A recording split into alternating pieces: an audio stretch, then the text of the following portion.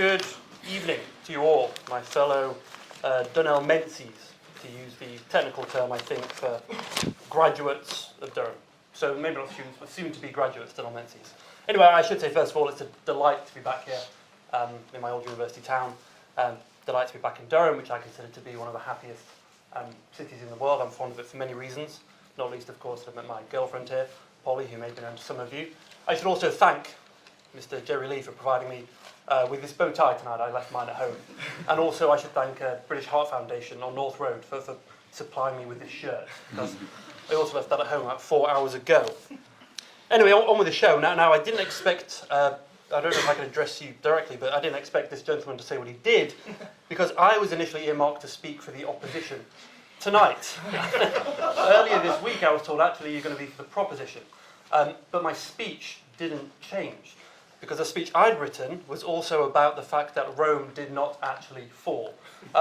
In which case, I'm going to ask you all, I don't know if I can do this, but please correct me if I can't, I'm asking you to vote for a slightly expanded version of the motion that you find on the debate card tonight. Rather than this House regrets the fall of Rome, this House would regret the fall of Rome, were it to fall, because we are still living in Rome. That is what I'm going to convince you all of tonight. Very dodgy. Sure. So obviously, so when I say that Rome didn't fall, I don't mean that Romulus Augustulus wasn't deposed and that sort of thing, or that the Senate didn't stop meeting. These things obviously did happen, but we don't need to take such a narrow-minded view of history, of what it means for a society to fall or indeed continue to flourish.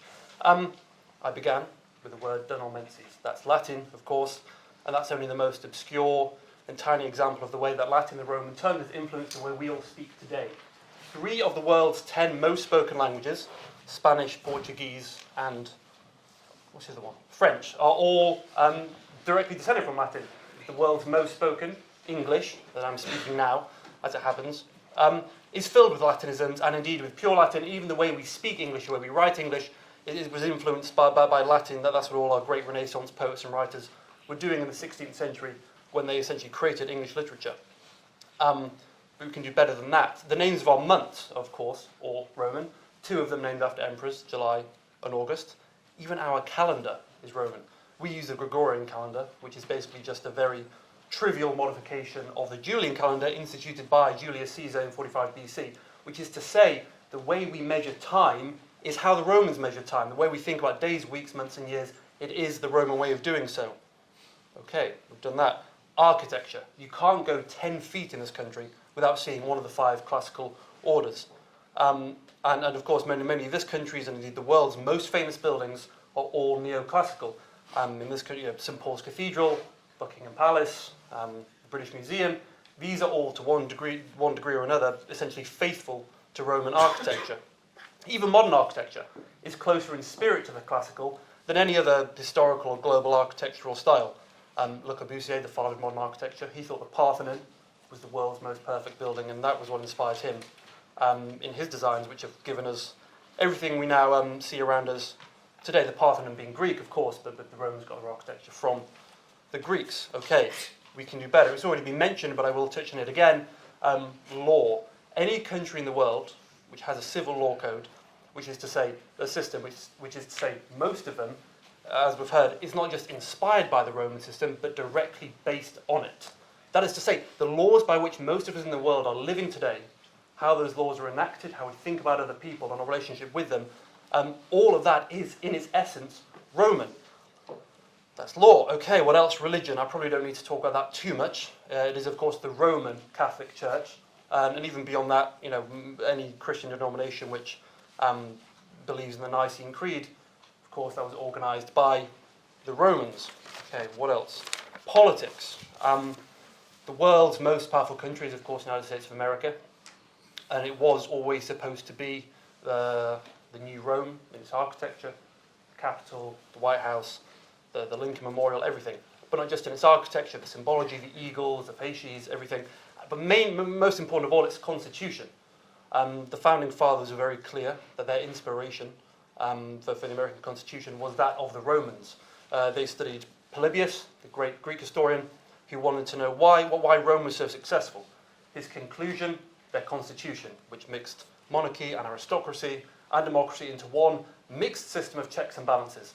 The Americans adopted that, and via the Americans, an awful lot of other people as well. We all say we believe in democracy, it's a Greek word, but of course we don't mean Athenian direct democracy. What we mean is Roman mixed representational democracy. The French, there was also a French Revolution. Again, in its essence, that was Roman. All the principles and ideas that inspired that revolution, were all Roman. Just look at the art of someone like Jacques-Louis David, who was the official artist of the revolutionary regime. All his paintings, of course. You know what? Yeah, okay, great. If you look at someone like Marie-Joseph Sieyès, the architect of the French Revolution, he was quite a vocal critic of the Jacobins, Robespierre, Danton, all their classical references. Sure. So if a man who shaped not just the revolution, but all the way up to the consulate, decried Rome, how can you say that the French Revolution really was a product of Rome? Well, in answer to that, I would say, well, what was Napoleon before he was emperor? He was the first consul of the French Republic. First consul, that's a Roman term. I'm not saying it was perfectly Roman in every aspect, but at least outwardly, and I think to a large degree inwardly, it was Roman. And of course, I don't need to explain to you the whole influence of the French Revolution. Okay, I've thrown quite a lot of things at you there. Just a few more bits. It is true, of course, that the Roman flame was dimmed for a while. That was the whole point of the Renaissance. A conscious resurrection of the Greco-Roman way of being, of the Greco-Roman worldview.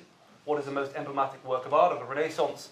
It is Michelangelo's David, which people always forget is ostensibly a Christian work of art, right? It's supposed to depict the biblical King David, but no one looking at that statue sees King David. What they see is, I think, essentially the sort of the distillation of the Greco-Roman view of humankind.